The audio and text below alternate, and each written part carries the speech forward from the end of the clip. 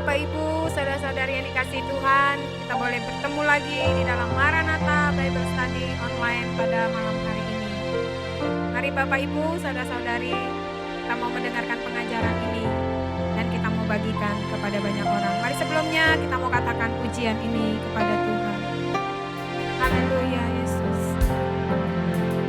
Terima kasih Tuhan.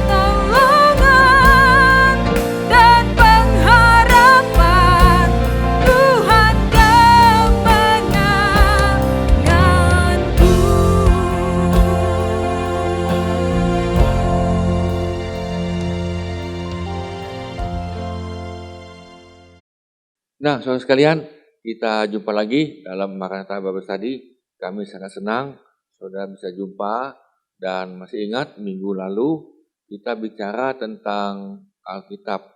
Itu adalah doktrin yang pertama dalam doktrin GCA di seluruh dunia. Nah, hari ini kita akan belajar tentang tata gereja dan peraturan dan pelaksanaan. Begini, di dalam gereja kita, baik itu di Indonesia maupun yang di luar negeri, tapi kita hanya bahas dalam Indonesia saja, kita mempunyai tata tertib. Jadi seperti SOP, Standard Operational Procedure, jadi kita mempunyai SOP. Jadi saudara, gereja ini yang berjalan adalah sistem. Sistemnya yang berjalan, tinggal kita lihat buku ini. Nah, jadi kami mempunyai tata gereja, tapi sekali ini yang saya bisa tayangkan adalah kongres yang ke-23 di Bandung tanggal 9 dan 12 Agustus 2016. Nah, memang setiap kongres itu kita biasanya mengadakan amandemen sedikit-sedikit. Nah, jadi saudara, kalau kau lihat di sebelah sini, itu adalah logo. Logonya GCA adalah di luar itu merah, merah itu menandakan darah Yesus. Dan jelas gereja ini adalah Injil sepenuh. Jadi kita memegang Injil itu sepenuh. Jadi seperti yang minggu lalu, Alkitab adalah firman Allah yang mempunyai otoritas dan kaidah untuk perilaku dan kehidupan manusia yang percaya. Nah, saudara, saya tidak bacakan semua, tapi hanya sebagian besar. Saudara, di sini kita ngambil dulu tata gereja GJA di Indonesia. Saya tidak buka semua, saya hanya memberikan garis besar supaya saudara dapat mengerti ya apa sih gereja Sidang Jemaat Allah ini nih, ya kan? Karena ada yang mempunyai pengertian yang lain. Saudara, GJA sebetulnya adalah termasuk gereja aliran Pantekosta. Kita adalah gereja aliran karismatik. Nah, kita lihat di sini. Jadi pasal pertama ini tentang tata gereja dulu. Pasal pertama adalah dijelaskan tempat, kedudukan, dan badan hukum. Jadi saudara bisa lihat badan hukum gereja ini bagaimana. Pasal 2, kita di situ kita cantumkan ajas gereja ini. Pasal 3, tujuannya. Tujuannya apa dalam gereja Sidang Jemaat Allah ini nih. Nah, saudara, nah inilah yang engkau bisa lihat, gambar ini adalah itu menunjukkan World Assemblies of God Fellowship. Kita Sidang Jemaat Allah tidak tunduk kepada gereja pusat yang ada di Amerika secara hierarki, tidak. Tetapi kami hanya fellowship. Jadi kami ada fellowship seperti ada fellowship Asia Pasifik, ada fellowship SJA Asia, ada Pasifik, ada fellowship lagi persekutuan gabungan seluruh dunia, ada. Jadi mereka mengadakan fellowship berbagai-bagai negara dalam setiap tahun dan yang lain. Nah, saudara kita lihat di sini. Nah, pasal 4 adalah mengenai hubungan. Nah, gereja ini adalah anggota dari World Assemblies of God. Ya, jadi saudara AGF. Jadi saudara, tadi saya sudah katakan, kita tidak secara struktural, tetapi kita adalah secara mandiri masing-masing. Nah, jadi saudara, kita juga anggota daripada Persekutuan Gereja dan Lembaga Injil Indonesia dengan anggota nomor 4. Nah, kita juga menjadi anggota Persekutuan Gereja-Gereja di Indonesia PGI dengan anggota nomor 82. Jadi saudara, sebetulnya PGI adalah Persekutuan Gereja Indonesia yang paling besar, yang paling banyak, dan ada hubungannya itu di luar negeri. Jadi World Churches Council of Church. Jadi ini mereka bergabung juga dengan gereja-gereja yang lain. Jadi saudara, inilah kita adalah anggota. Ada 3 hal ini. Nah, kita masuk berikut. Nah, lalu tentang anggota pasal 5 itu pun disebutkan anggota begini-begini, dan kita memang ada caranya untuk menjadi anggota, bukan asal hadir itu anggota, enggak, bukan. Ya, pasal 6 sakramen. Sakramen kita adalah 2. 1 sakramen penyembahan kudus, dan yang kedua sakramen baptisan air. Dan ini mesti dilakukan oleh para pendeta. Nah, lalu yang pasal ke-7 disiplin gereja. Pasal 8 jabatan kependetaan. Nanti kita lihat bagaimana jabatan kependetaan. Nah, saudara sekalian, pasal 9 itu pimpinan, di situ adanya kongres, majelis pusat atau disingkat MP, badan pengurus pusat atau disebut BPP. Yang keempat, rapat daerah atau rapat kerja daerah yang diadakan itu setiap tahun. Pengurus badan pengurus daerah atau BPD, badan pengurus daerah administratif.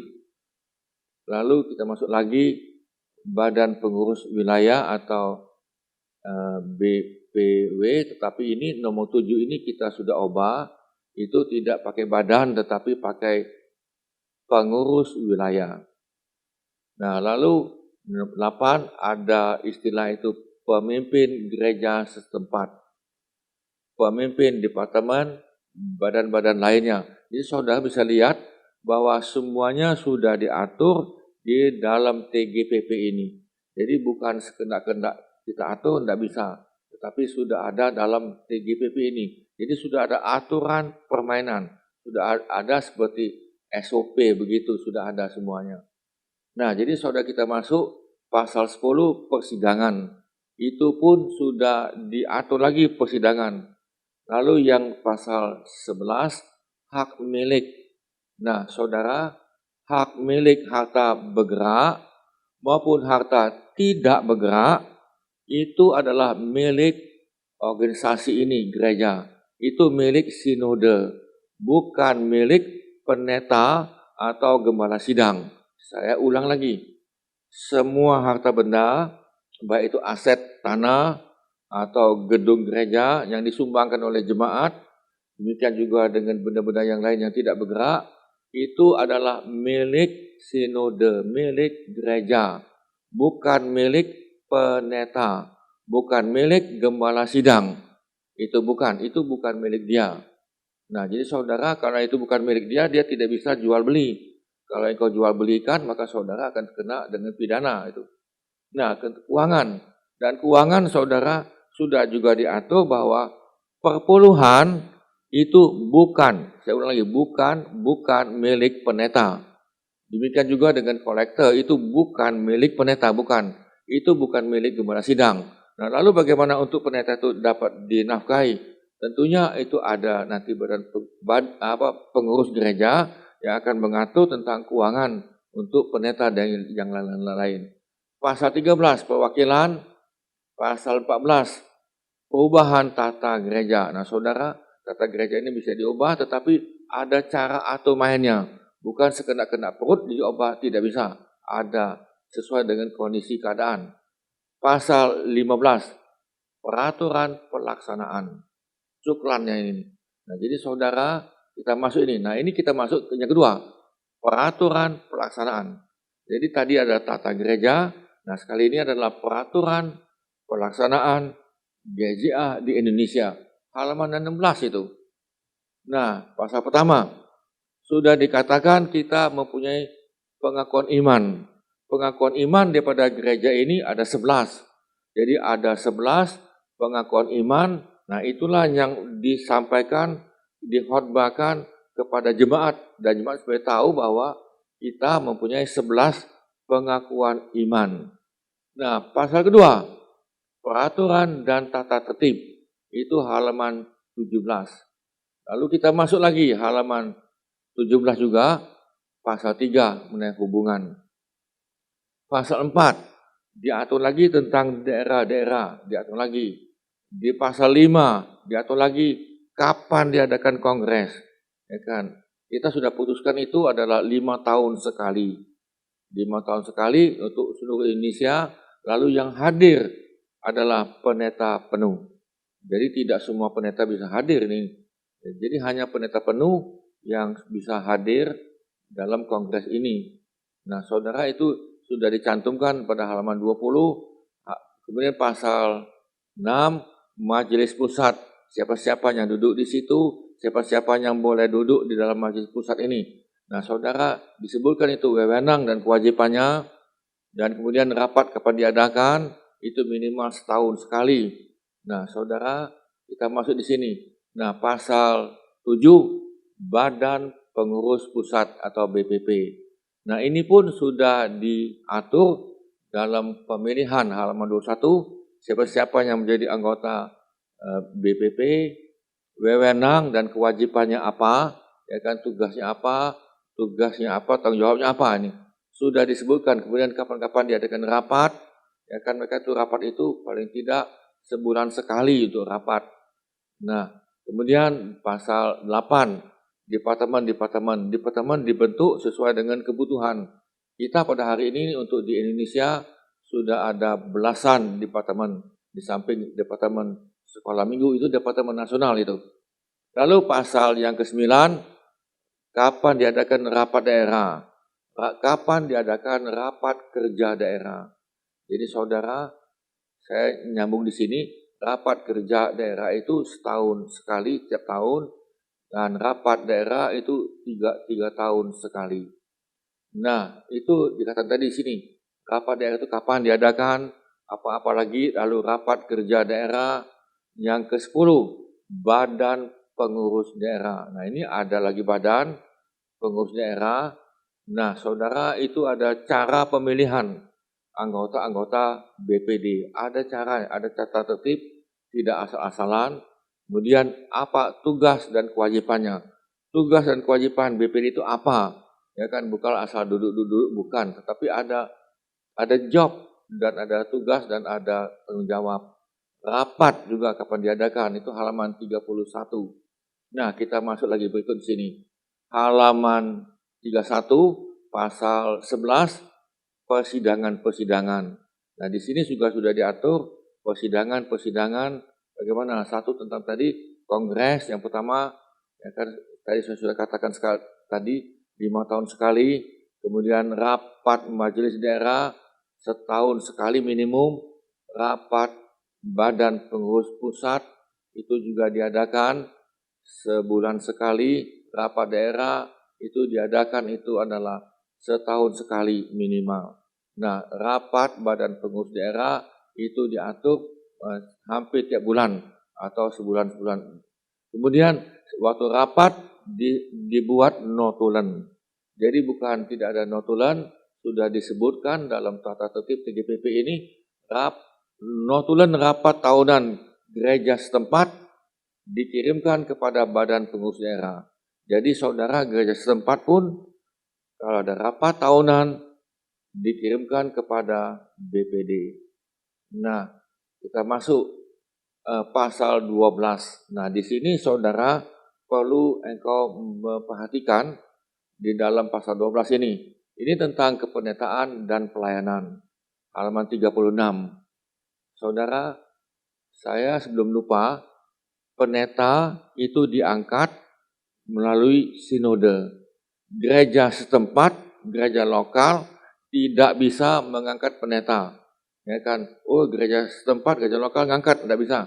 Kita tidak bisa. Nah, jadi saudara, yang pertama adalah jenjang-jenjang kependetaan. Ini melalui sinode, bukan melalui gereja setempat. Tentunya ada pembagian melalui BPD dulu, ini yang sudah jelas. Nah, saudara, halaman 36, persyaratan pelantikan dan pemblesuitan. Saudara, untuk engkau dilantik, untuk engkau diterima, itu ada syaratnya. Bukan asal-asalan. Ya kan, bukan asal-asalan, tentunya ada persyaratan. Nah, A, persyaratan untuk menjadi pendeta pembantu. Ya kan, engkau tentunya punya syarat. Ada syaratnya, kalau saya boleh katakan, engkau cakap dalam pelayanan. Di antaranya tadi, nanti kita lihat ada disiplin. Yang B, persyaratan untuk menjadi pendeta muda. Jadi saudara dari SK jadi pendeta pembantu, lalu menjadi pendeta muda. Lalu persyaratan untuk dilantik menjadi pendeta penuh, itu pun ada syarat. Jadi tidak asal-asalan dilantik, tidak, tetapi ada persyaratan. Nah, prosedur untuk dilantik, halaman 38. Jadi saudara bisa lihat dalam gereja kita ini, semuanya sudah ada diatur, sudah ada. Jadi sudah ada sistem. Nah, E, pengaturan khusus mengenai pembesluitan atau pelantikan pelayan Injil yang bergabung dengan GSJA di Indonesia. Begini, ada pendeta lain yang bukan sinode GSJA, dia mau bergabung. Boleh, tetapi ada aturannya. Jadi ada peraturan khusus, itu diatur lagi. Ya kan, bagaimana supaya mereka bisa diterima. Nah, yang F, pengaturan khusus mengenai penerimaan dan pembesluitan atau pelantikan orang yang tidak melalui jenjang pendidikan dalam sekolah Alkitab Teologia atau lembaga pendidikan pelayanan Injil lainnya. Maksudnya itu kaum awam. Jadi maksudnya ada jemaat dan mereka ini bisa diterima atau dilantik menjadi pendeta, bisa. Tetapi ada F ini saudara, ada pengaturan tadi. Jadi bukan asal-asal terima, oh ya dia ini bisa khotbah lalu diangkat jadi pendeta. Enggak itu. Jadi bukan hanya khotbah saja, tetapi dia mesti mempunyai pengetahuan teologi. Memang dia bukan lulusan sekolah Alkitab yang secara on kampus, tapi kita ada itu sekolah Alkitab melalui jarak jauh atau sekolah Alkitab melalui tertulis ada. Kita ada itu di SDT Sati Malang. Engkau bisa ikuti di situ. Jadi saudara jemaat bisa ikuti di situ. Nah, kami pun menyarankan kepada jemaat untuk ikut khusus tertulis ini dalam jarak jauh. Tidak apa-apa, silakan. Di samping engkau dididik oleh gembalamu, di samping dididik oleh pendetanya untuk diberikan pengajaran demi pengajaran. Nah, jadi saudara ini F ini sudah diatur sehingga yang bukan tamatan sekolah Alkitab boleh dijadikan bisa diterima. Nah, nanti pelan-pelan dia akan terus dinaikkan. Nah, saudara sekalian, lalu pelantikan yang diadakan tidak dalam kongres, halaman 40. Untuk kenaikan jenjang, saudara, ini sudah diatur, tidak usah dalam kongres. Apalagi dalam kongres itu pendeta penuh. Biasanya kongres hanya mengadakan pelantikan pendeta penuh. Jadi pendeta muda disuruh untuk hadir dalam kongres, lalu dia dilantik di dalam kongres itu. Tetapi ada juga tidak dilantik dalam kongres, ada. Tapi itu diatur lagi dalam G ini halaman 40, yaitu tentang di dalam BPD yang lain. Nah, yang ke H, pembelusutan orang yang pernah talak dan nikah ulang. Nah, saudara, di sini sampai mereka yang pernah cerai. Ya kan, ada pendeta yang pernah cerai, lalu dia mau kawin lagi. Nah, itu pun ada diatur.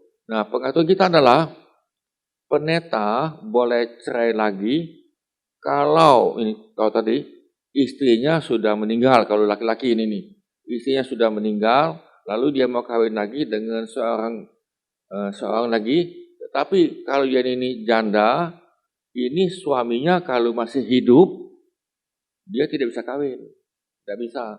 Jadi saudara, kita tidak bisa mengawinkan atau pendeta yang janda tetapi sudah cerai, tetapi suaminya masih hidup, tidak bisa. Nah, jadi saudara, ini sudah diatur pada halaman 40. Nah, di pengeluaran besluit, surat keterangan dan keterangan tahunan, itu juga sudah diatur lagi. Tanggung jawab yang berhubungan dengan pelayanan dalam badan kependetaan ini. Jadi saudara, ini juga ada disebutkan tanggung jawab. Semua pendeta di dalam GSA ini ada tanggung jawab. Jangan ini, aku jadi pendeta, tapi dia tidak ada tanggung jawab. Tidak ada tugas, tidak ada apa-apa. Hanya nama, kalau istilah itu hanya nama saja, aku pendeta GSA. Nah, itu sudah diatur dalam halaman 41 dan itu tidak bisa. Ada tanggung jawab. Ada tanggung jawab dalam hubungan dalam pelayanan. Nah, saudara sekalian, halaman 42 itu mengenai mendisiplin pelayanan Injil. Jadi saudara, kita juga sudah buat bagaimana kalau pelayan Injil itu kena disiplin. Nah, disiplin itu apa itu? Maksud tindakan disiplin. Nah, A, untuk memperbaiki pribadi dan pelayan Injil yang bersangkutan. Begini, disiplin itu adalah bukan dia ini tidak hormat, bukan. Disiplin itu, kata disiplin itu keluar nanti kata disciple, pemuritan. Jadi saudara, mereka yang kena disiplin sebetulnya itu adalah untuk memperbaiki tingkah laku. Jadi para pendeta yang bersangkutan. Nah, tentunya ada yang dikatakan tindakan disiplin ini tadi. Nah, B, kita memberikan disiplin kepada para pelayan Injil atau pendeta dengan maksud menjaga kesucian gereja. Jadi jangan pendeta A ya kan dibuat dosa dan didiamkan, lalu ini akan kena semua.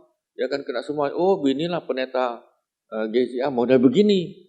Jadi saudara, kita tidak bisa seperti itu. Jadi ini menjaga kesucian gereja, tubuh Kristus. C, mempertahankan derajat kependetaan gereja ini.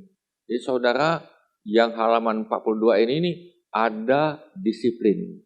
Nah, lalu engkau bertanya, apa sebabnya diambil disiplin? Tentu engkau akan bertanya, kenapa Pak pendeta ini kena disiplin? Kenapa? Nah, tentunya ada alasan. Nah, B kita lihat B besar, kita lihat BTTA, dia tidak cakap dalam pelayanan. Dia masih pinterlah jemaat kali dalam pelayanan daripada pendeta ini. Nah, jadi saudara itu dia kena disiplin karena tidak cakap, tidak pandai, atau tidak tanggung jawab dalam pelayanan. Yang penting nama aku pendeta ya pendeta, itu yang penting itu. Saudara bukan itu tidak bisa. Yang kedua, B, gagal dalam hidup kekristenan. Secara kekristenan dia gagal. C, sifat memecah belah. Gosip sini, gosip situ, ngadu domba ini, ngadu domba itu. Sifatnya memecah belah. Nah ini kena disiplin ini. Yang D, sifat suka bertengkar, entah ribut, entah berkelahi, ya kan ribut ini nih. Nah saudara, sebagai pendeta sebetulnya tidak bisa. Kita tidak bisa jadi contoh. Sifat atau roh yang tidak mau kerjasama. Diundang rapat, tidak hadir. Yuk kita di sini kumpul, dia tidak mau. Ya kan, tidak mau kerjasama. Tidak mau kerjasama dengan yang lain. Dia hanya pada kelompoknya sendiri. Nah itu tidak bisa. Nah kita lihat, ini disiplin banyak ini nih. Saudara bisa lihat, F, tidak mengindahkan nasihat-nasihat BPD. Tentunya mereka dinasihati dulu secara pribadi berdua kan. Ya kan berdua tidak cukup, nanti bertiga, ya kan masih lagi saudara. Nah ini dinasihati oleh BPD itu sudah pasti. Didekati, diajak ngomong. Nah kadang-kadang yang dipanggil, aku tidak ada waktu dia bilang itu. Nah G, pernyataan yang terang-terangan bertentangan dengan ajas pengajaran GCA.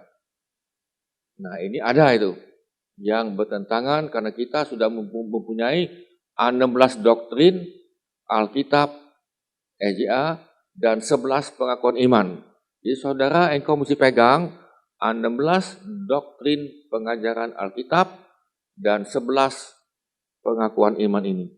Nah kita lihat H, kebiasaan untuk berutang dan tidak membayarnya sesuai dengan perjanjian. Jadi ini kalau ada pendeta yang utang-utang, ya kan tidak bayar, utang-utang lagi tidak bayar, janji-janji, hanya janji-janji melulu, saudara kena di sini. Ya kan kebiasaan untuk berhutang. Nah, I, kebiasaan tidak membayar perpuluhan.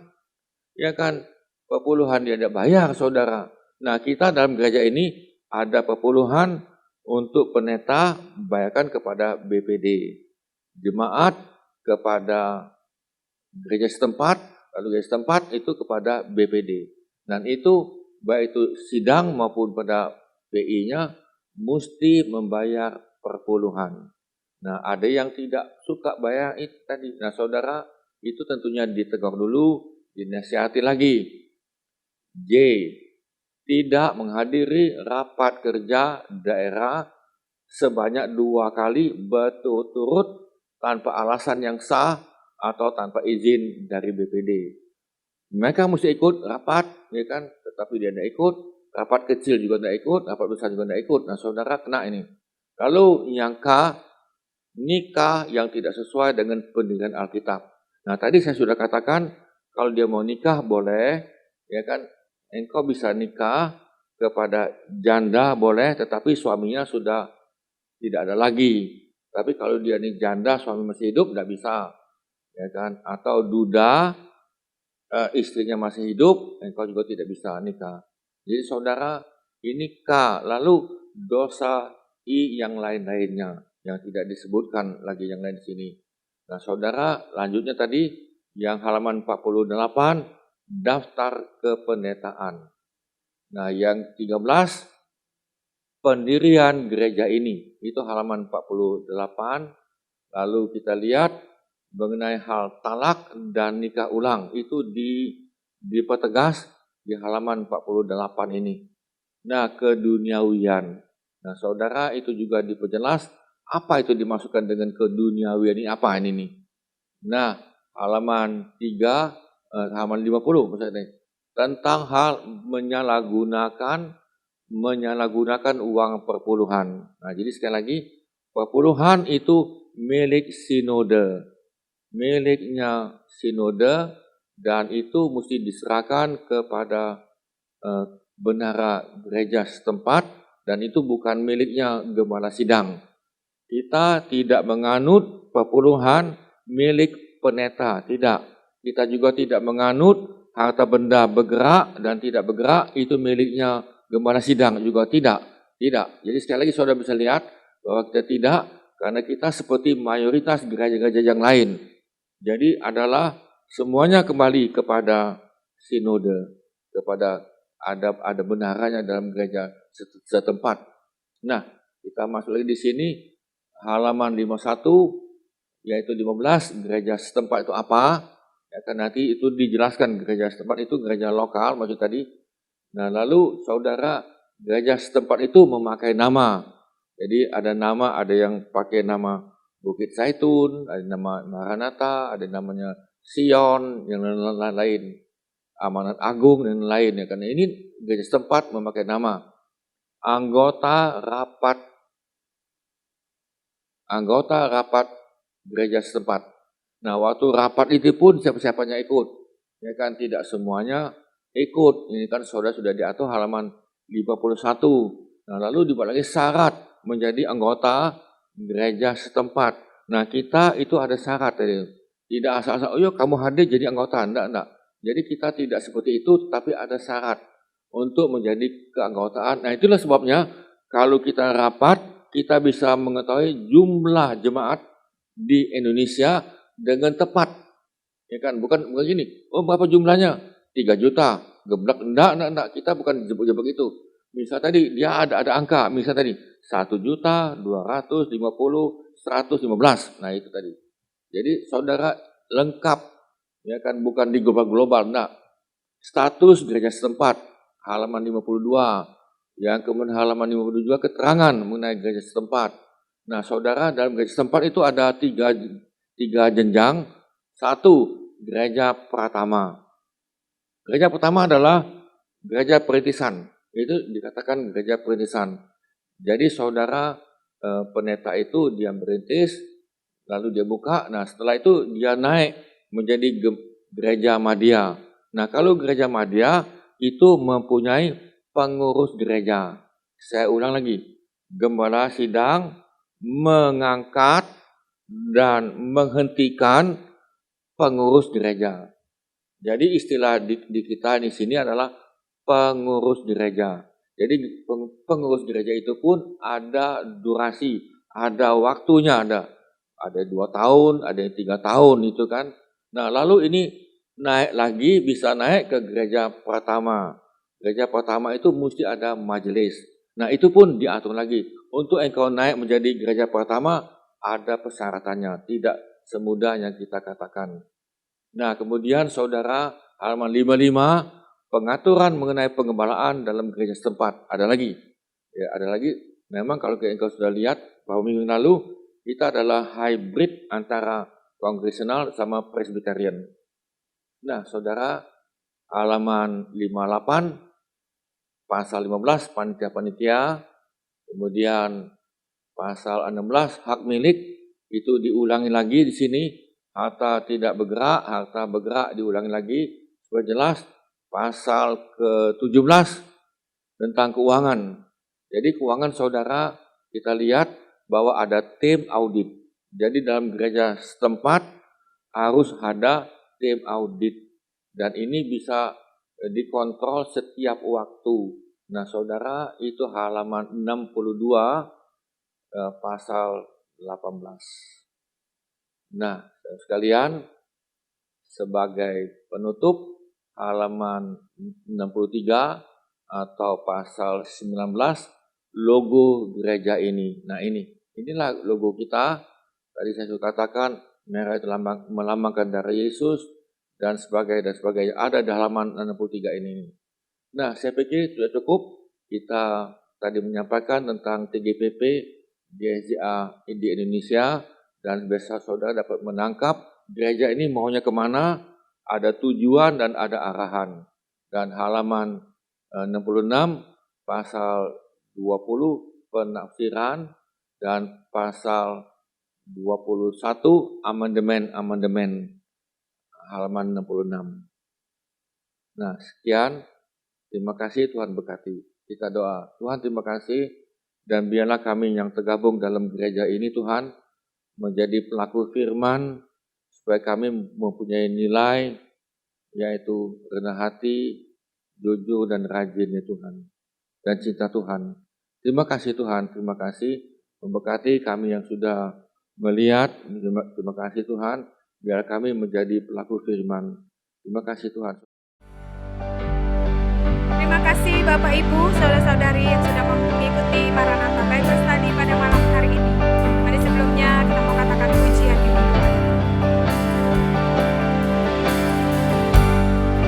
Bersyukur padamu Tuhan, sebab kasih setiamu di dalam hidupku, anugerahmu besar bagiku, di setiap langkahku ku memujimu, ku bersyukur padamu Tuhan, sebab kasih setiamu di dalam hidupku, anugerahmu besar bagiku, di setiap langkahku ku memujimu, ku bersyukur padamu Tuhan,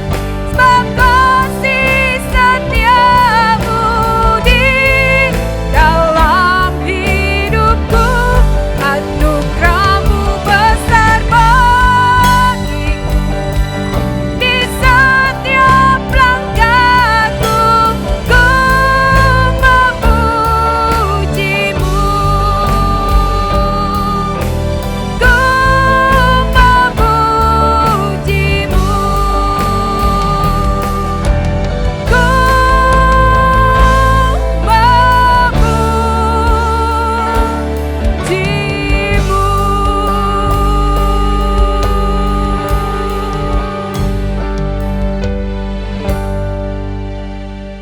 Saudara sekalian, terimalah sukacita, damai sejahtera dan berkat daripada Bapa, kasih karunia demi kasih karunia daripada Tuhan Yesus, supaya kami menjadi kesupaan dengan Kristus, dan hidup kami menjadi berkat bagi yang lain.